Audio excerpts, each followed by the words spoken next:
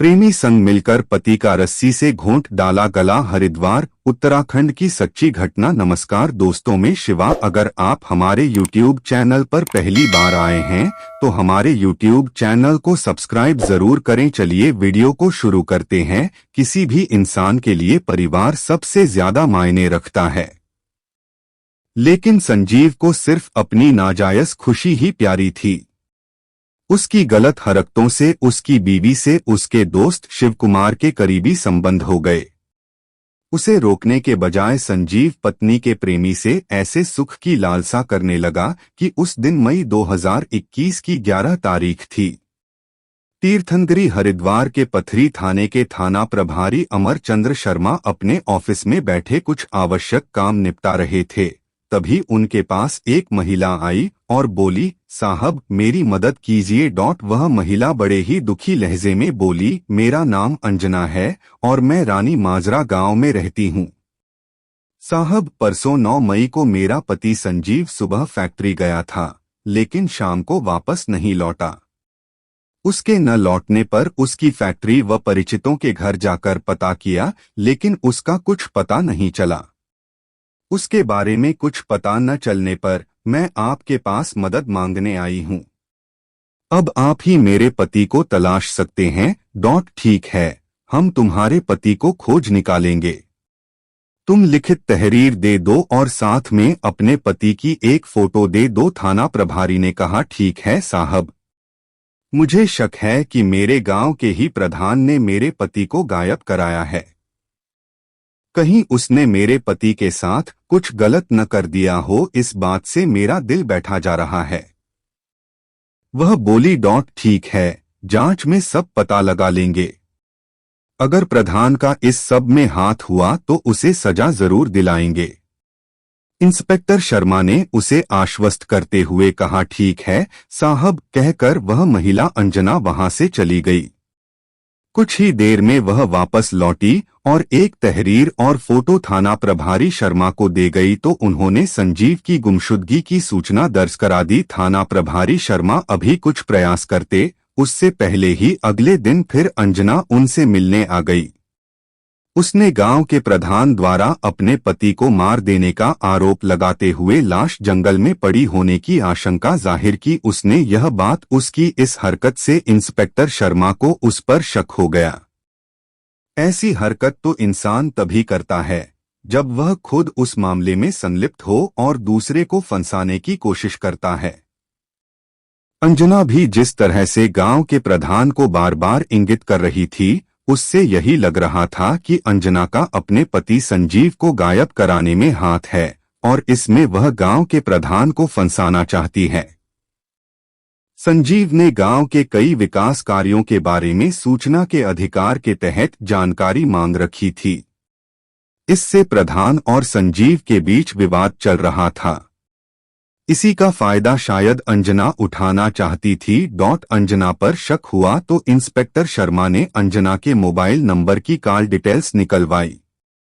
उसमें एक नंबर पर अंजना की काफी बातें होने की बात पता चली। 9 मई को भी कई बार बातें हुई थीं। दोनों की लोकेशन भी कुछ देर के लिए साथ में मिली। अंजना पर जब शक पुख्ता हो गया तो 16 मई 2021 को थाना प्रभारी शर्मा ने अंजना को पूछताछ के लिए थाने बुलाया। फिर महिला कांस्टेबलों बबीता और नेहा की मौजूदगी में अंजना से काफी सवाल किए, जिनका सही से अंजना जवाब नहीं दे पाई। जब सख्ती की गई तो अंजना ने अपना जुर्म स्वीकार कर लिया। अंजना ने ही अपने पति संजीव की हत्या की थी। हत्या में उसका साथ उसके प्रेमी शिवकुमार उर्फ शिब्बू ने दिया था, जो कि धनपुरा गांव में रहता था। उसी ने हत्या के बाद संजीव की लाश पेट्रोल डालकर जलाई थी। पुलिस ने शिवकुमार को उसके घर से गिरफ्तार कर लिया। दोनों की निशानदेही पर पीपली गांव के जंगल के काफी अंदर जाकर संजीव की अधजली लाश पुलिस ने बरामद कर ली। मौके से ही हत्या में प्रयुक्त रस्सी और प्लास्टिक बोरी भी बरामद हो गई। लाश को पोस्टमार्टम के लिए मोर्चरी भेज दिया गया। दोनों अभियुक्तों से पूछताछ के बाद जो कहानी निकलकर सामने आई वह काफी हैरतअंगेज थी। उत्तराखंड के शहर हरिद्वार के पथरी थाना क्षेत्र के गांव रानी माजरा में रहता था संजीव। संजीव पदार्था स्थित पतंजलि की फूड पार्क कंपनी में काम करता था। परिवार के नाम पर उसकी पत्नी और 12 साल का बेटा सनी था। जब परिवार का मुखिया सही न चले तो परिवार का बिगड़ना तय होता है। संजीव में कई गलत आदतें थीं, जिससे अंजना काफी परेशान रहती थी। संजीव को अप्राकृतिक यौन संबंध बनवाने का शौक था, जिसके चलते वह शारीरिक और मानसिक रूप से बीमार भी रहता था। कभी कभी उसकी मानसिक स्थिति काफी बदतर हो जाती थी। घर के सामने से पुलिसकर्मियों ने शिकायत की तो उसकी हालत देखकर थाना स्तर से कोई कार्रवाई नहीं की जाती। उसके दिमाग में कब क्या फितूर बस जाए कोई नहीं जान सकता था।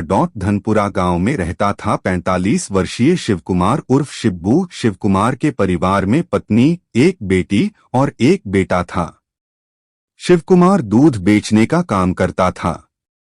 संजीव के घर वह पिछले 10 सालों से दूध देने आता था। संजीव से उसकी दोस्ती थी। संजीव ने शिवकुमार को अपनी पत्नी अंजना से मिलाया। दोनों में दोस्ती कराई। दोस्ती होने पर शिवकुमार दूध देने घर के अंदर तक आने लगा।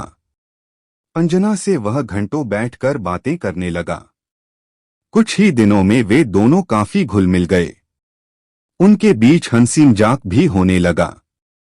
एक दिन दूध देने के बाद शिवकुमार अंजना के पास बैठ गया। उसे देखते हुए बोला, भाभी, लगता है आप अपना ख्याल नहीं रखती हो। अंजना को उसकी बात सुनकर हैरत हुई। बोली, अरे भली चंगी तो हूँ और कैसे ख्याल रखूं। सेहत पर तो आप ध्यान दे रही हो, जिससे स्वस्थ हो, लेकिन अपने हुस्न को निखारने संवारने में बिल्कुल भी ध्यान नहीं दे रही हो। तो यह बात है। मैं भी सोचूं कि मैं तो अच्छी खासी हूं। फिर दुखी स्वर में बोली, अपने हुस्न को संवार कर करूं भी तो क्या। जिसके साथ बंधन में बंधी हूं वह तो ध्यान ही नहीं देता। उसका शौक भी दूसरी लाइन का है। मुझे खुश करने के बजाय खुद को खुश करने के लिए लोगों को ढूंढता फिरता है। क्या मतलब, चौंकते हुए बोला। शिवकुमार कुछ समझ तो गया था, लेकिन अंजना से खुलकर पूछने के लिए उससे सवाल किया। यही कि वह आदमी है और आदमी से ही प्यार करता है, उसे औरत में कोई लगाव नहीं है। जैसे तैसे उसने कुछ दिन मुझे बेमन से खुशी दी, जिसकी वजह से एक बेटा हो गया। उसके बाद उसने मेरी तरफ देखना ही बंद कर दिया। उसके शौक ही निराले हैं। इस पर शिवकुमार उससे सहानुभूति जताते हुए बोला, यह तो आपके साथ अत्याचार हो रहा है। शारीरिक और मानसिक दोनों तरह से आप कैसे सह लेती हो। इतना सब क्या करूं, जब नसीब में ही सब लिखा है तो भुगतना तो पड़ेगा ही। दुख भरे लहजे में अंजना ने कहा। जैसे वह आपका ख्याल नहीं रखता, वैसे आप भी उसका ख्याल मत रखो। आपका भी अपना वजूद है, आपको भी अपनी खुशी का ख्याल रखने का हक है। उसने उकसाया। खुद को खुश रखने की कोशिश भी करूं तो कैसे। संजीव मेरी खुशियों में आग लगाने में पीछे नहीं हटता। अब उससे इसके लिए आप पर कोई बंधन नहीं है। जरूरत है तो आपके एक कदम बढ़ाने की कदम तो तभी बढ़ेंगे जब कोई मंजिल दिखे। बिना मंजिल के कदम बढ़ाने से कोई फायदा नहीं, उल्टा कष्ट ही होगा। वह बेमन से बोली। मंजिल तो आपके सामने ही है, लेकिन आपने देखने की कोशिश ही नहीं की। शिवकुमार ने अंजना की आंखों में देखते हुए कहा।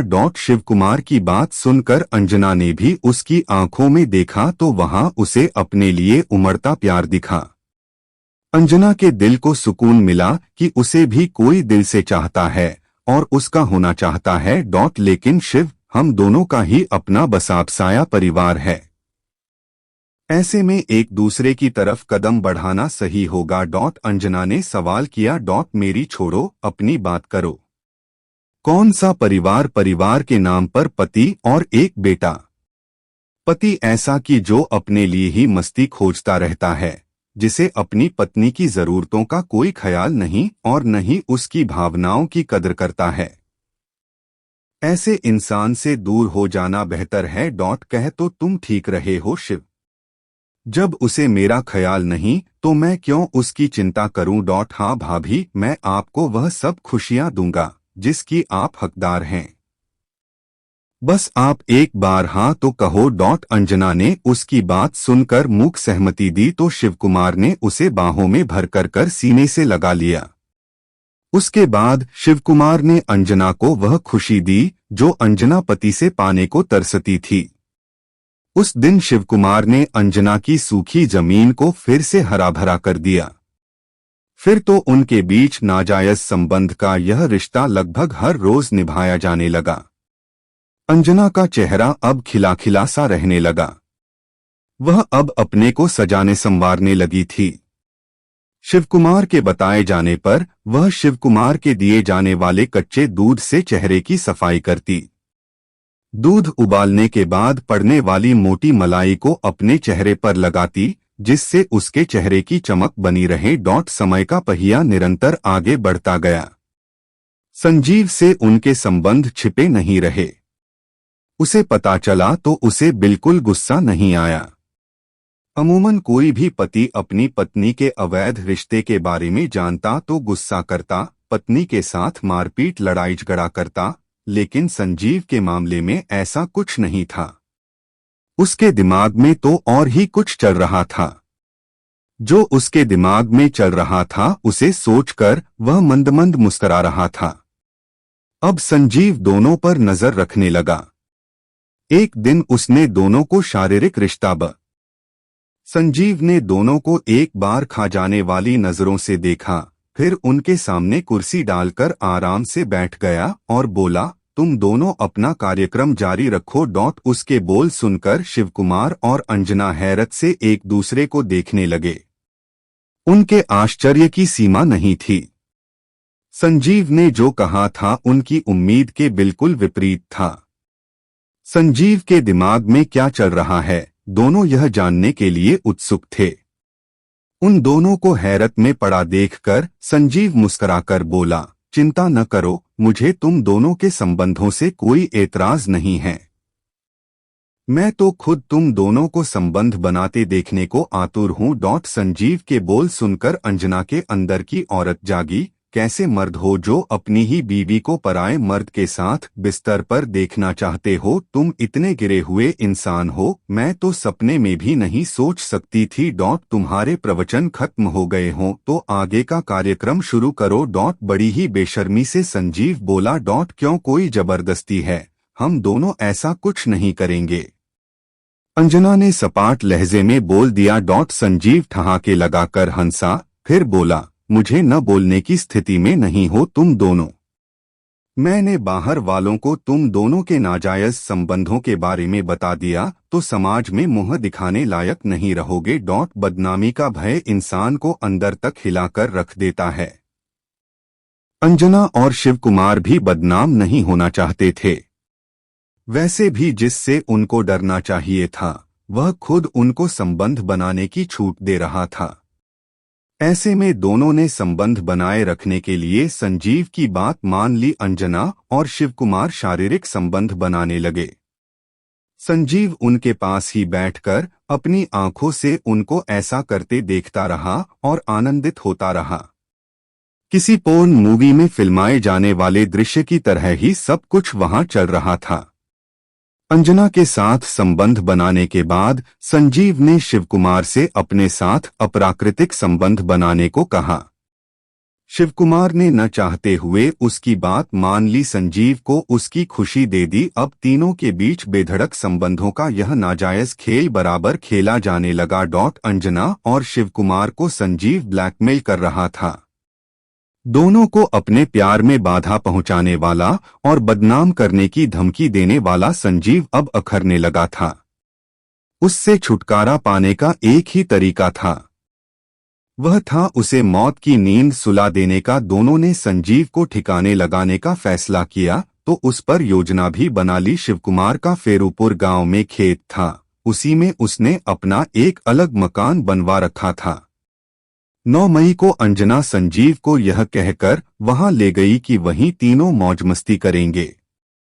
संजीव अंजना के जाल में फंस गया। उसके साथ शिवकुमार के मकान पर पहुंच गया।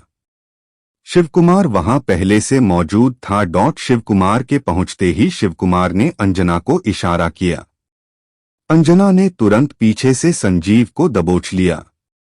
दुबला पतला संजीव अंजना के चंगुल से तमाम कोशिशों के बाद भी छूट न सका। शिवकुमार ने संजीव के गले में रस्सी का फंदा डालकर कस दिया, जिससे दम घुटने से संजीव की मौत हो गई। शिवकुमार ने उसकी लाश प्लास्टिक बोरी में डालकर बोरी बंद कर दी और उस बोरी को बाइक पर रखकर वह पीपली गांव के जंगल में ले गया और जंगल में काफी अंदर जाकर संजीव की लाश फेंक दी। लाश ठिकाने लगाकर वह वापस आ गया। योजना के तहत 11 मई 2021 को अंजना ने पथरी थाने में पति की गुमशुदगी दर्ज करा दी। अंजना ने ग्राम प्रधान पर हत्या का शक जाहिर किया, जिससे हत्या में ग्राम प्रधान फंस जाए। इधर अंजना को पता नहीं क्यों भय सताने लगा कि वे दोनों किसी बड़ी मुसीबत में फंसने वाले हैं। इस भय के कारण 14 मई को ईद के दिन अंजना ने शिवकुमार से संपर्क किया और शिवकुमार से कहा कि लाश को पेट्रोल डालकर जला दो। शिवकुमार ने फिर से जंगल जाकर संजीव की लाश पर पेट्रोल डालकर जला दी, लेकिन दोनों की ज्यादा होशियारी काम न आई। दोनों पुलिस के हत्थे चढ़ गए। चूंकि अंजना ही वादी थी, ऐसे में पीड़ित को गुनहगार साबित करना पुलिस के लिए टेढ़ी खीर साबित होता है। लेकिन थाना प्रभारी अमरचंद्र शर्मा ने बड़ी सूझबूझ से पहले पुख्ता सबूत जुटाए, फिर अंजना को उसके प्रेमी शिवकुमार के साथ गिरफ्तार किया।